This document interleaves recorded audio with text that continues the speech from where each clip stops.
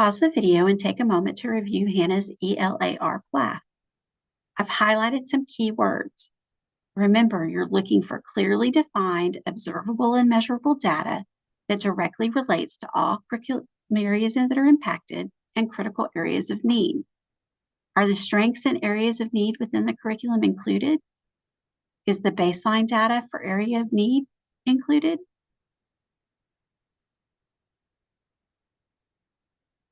Here is the rest of Hannah's ELAR PLAF. Please pause the video to review it.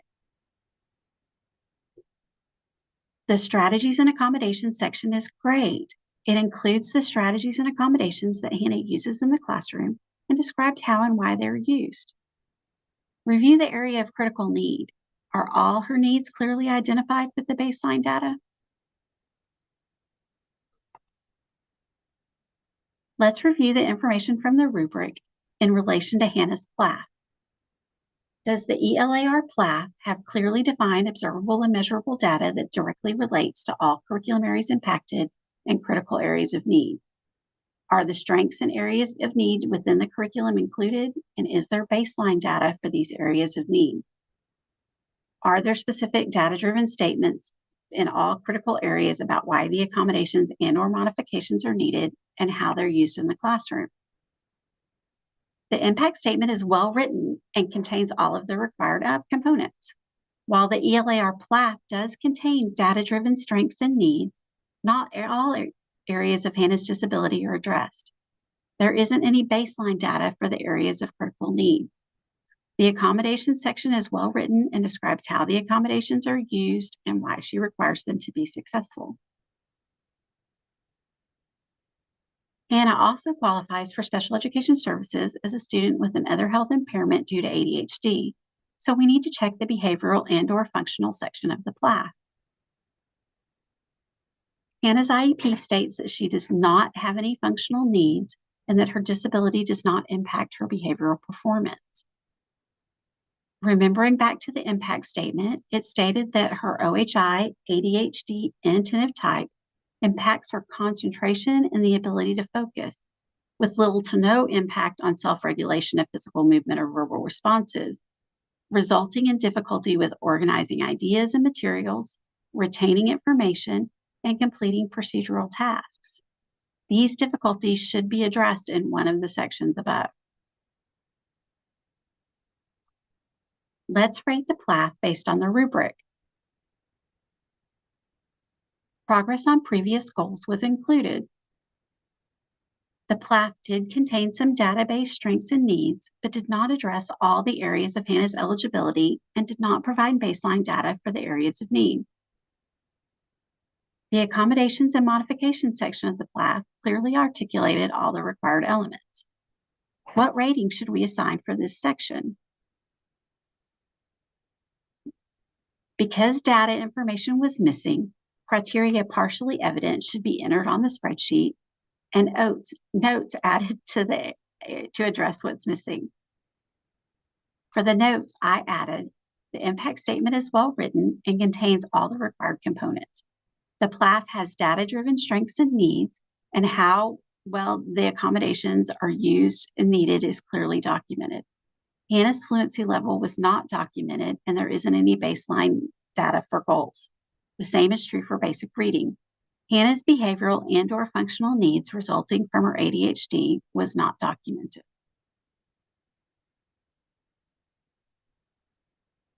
Moving on to the goals. Use the linked rubric to rate the goals.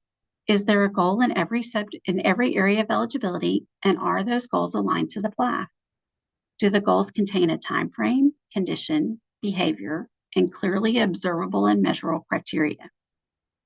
Are the academic goals aligned to grade level TEKS? Are the functional or behavioral goals aligned to areas of need in the PLAF, and do they support access to the general education curriculum? What kinds of goals should we expect to see for Hannah? Let's review her eligibilities. Hannah qualifies for special education services as a student with a specific learning disability in the areas of written expression, basic reading, reading fluency, and reading comprehension. She exhibits characteristics of dyslexia and dysgraphia. She also has another health impairment due to ADHD, inattentive type.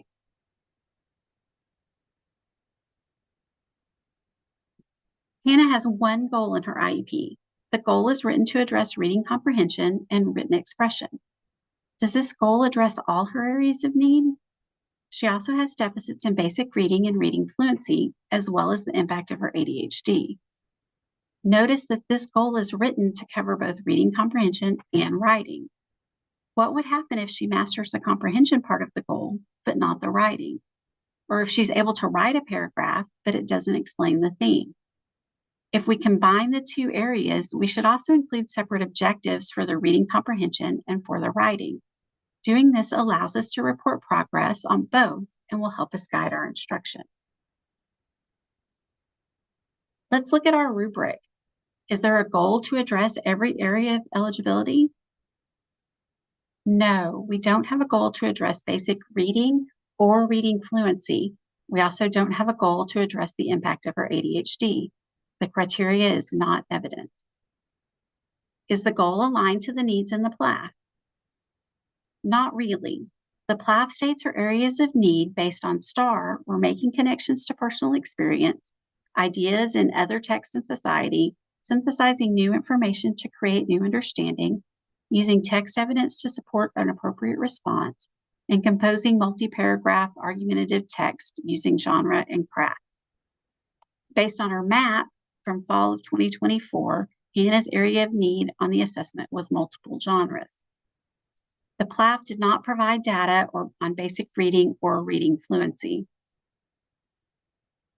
Does the goal include time frame, conditions, and a TEKE-based behavior? Yes, all of those were evident in the goal that she had. Is there a needs-based functional or behavioral goal? No, the criteria is not evident. Hannah has ADHD inattentive type.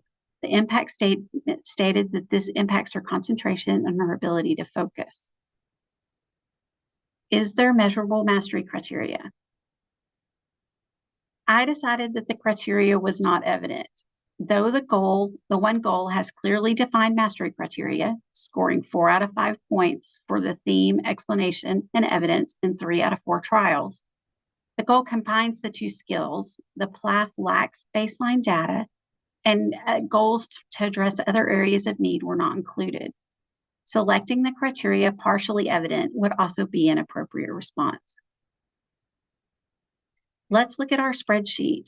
What would you choose as the appropriate selection? Based on the rubric, the criteria for goals was partially evident. In the notes section, enter the information about why you ranked the goals as partially evident. For example, I entered, the one goal has all the required elements, but it addresses 2 skills. What if she masters one but not the other? There isn't a goal to address basic reading, reading fluency, or ADHD.